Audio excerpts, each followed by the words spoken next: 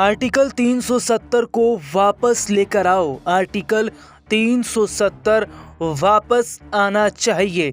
जम्मू कश्मीर के विधानसभा सत्र में आर्टिकल 370 पर विवाद छिड़ गया, जिसमें हाथापाई तक की नौबत आ गई और ये कहा जा रहा है कि दोबारा से आर्टिकल 370 की बहाली की जाए। जिस आर्टिकल 370 को हटाकर जम्मू कश्मीर में बदलाव किया गया, उसी आर्टिकल 370 को दोबारा बहाल करने को लेकर जो बवाल जम्मू कश्मीर के विधानसभा सत्र में हुआ, उसके बाद जम्मू कश्मीर से लेकर दिल्ली तक सियासत चरमरा रही है। उसको लेकर सियासत बढ़ रही है। जम्मू कश्मीर विधानसभा सत्र में हंगामा उस वक्त बढ़ गया जब आर्टिकल 370 को दोबारा बहाल करने की बात कही गई। आर्टिकल 370 पर हाथापाई भी हुई। इस दौरान पोस्टर फाड़ दिए गए। हंगामे पर सदन की कार्रवाई स्थगित कर दी गई और ये कहा गया कि अब सदन की कार्रवाई नहीं होगी। दरअसल भाजपा विधायकों का हंगामा उस दौरान भी जारी रहा जब सदन की कार्रवाई को स्थगित कर दिया गया, जिसे देखकर स्पीकर को कहना पड़ा कि अगर हंगामा नहीं रोका गया तो वो बड़ा फैसला लेंगे। दरअसल लंगेट के विधायक शेख खुर्शीद सदन में एक पोस्टर लेकर पहुंच गए, जिसमें आर्टिकल 370 की बहाली की मांग की गई थी। इस पोस्टर को देखकर बीजेपी के विधायक भड़क गए। उन्होंने उनके हाथ से उस पोस्टर को छीन लिया। इस दौरान हाथापाई की नौबत भी आ गई।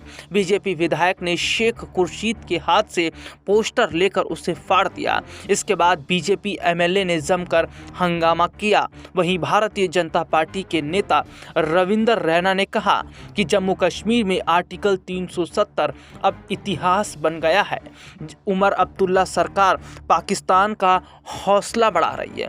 370 ने जम्मू कश्मीर में आतंकवाद, अलगाववाद और पाकिस्तान की मानसिकता को जन्म दिया।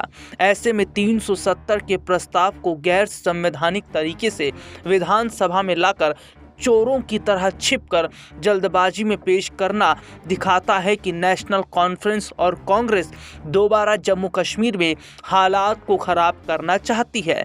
नेशनल कॉन्फ्रेंस और कांग्रेस ने भारत माता की पीठ पर खंजर भोंकने का काम किया है।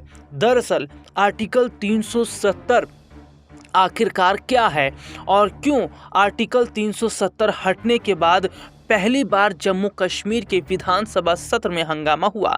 दरअसल जब तक जम्मू कश्मीर में आर्टिकल 370 लगा हुआ था, तब तक केंद्र सरकार वहां पर ज़्यादा मामलों में हस्तक्षेप नहीं कर सकती थी। केवल विदेश, रक्षा जैसे मामलों से जुड़े मामले पर ही वो हस्तक्षेप कर सकती थी। बाकी किसी मुद्दे पर वहाँ पर वो काम नहीं कर सकती थी। इतना ही नहीं, जब तक आर्टिकल 370 था, वहाँ पर लोग व्यापार नहीं कर सकते थे, लोग वहाँ पर रोजगार के लिए नहीं जा सकते थे, वहाँ पर ज़मीनें नहीं खरीद सकते थे। यानी कि आर्टिकल 370 ने जम्मू कश्मीर को बांध कर रखा था। लेकिन जैसे ही 370 को हटाया गया, वहाँ पर आतंकवादी गतिविधियाँ कम हुई, जम्मू कश्मीर का माहौल बदला। लेकिन अब ऐसे में माना जा रहा है कि आर्टिकल 370 को जो हटाया गया, उस पर नाराज़ जो है ऑपोजिशन के लोग दिखाई दे रहे हैं। और ऐसे में फिर यही सवाल खड़ा हो गया है कि क्या एक बार फिर जम्मू कश्मीर में आर्टिकल 370 बहाल हो जाएगा।